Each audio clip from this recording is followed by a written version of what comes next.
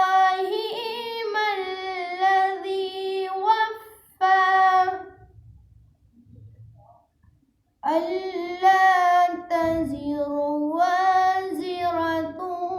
وزر أخرى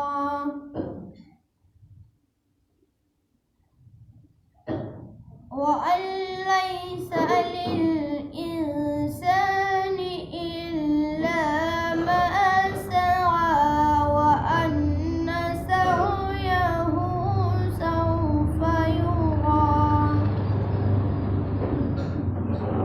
ثم يجزاه الجزاء الأوفى وأن إلى ربك المنتهى وأنه هو أضحك وأبكى وأنه هو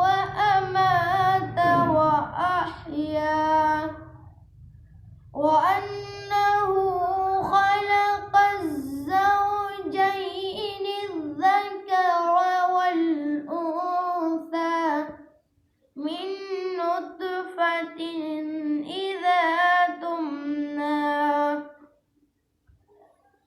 وأن عليه النشأة الأخرى وأنه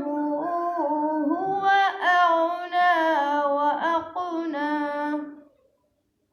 وأنه هو رب الشعرى صدق الله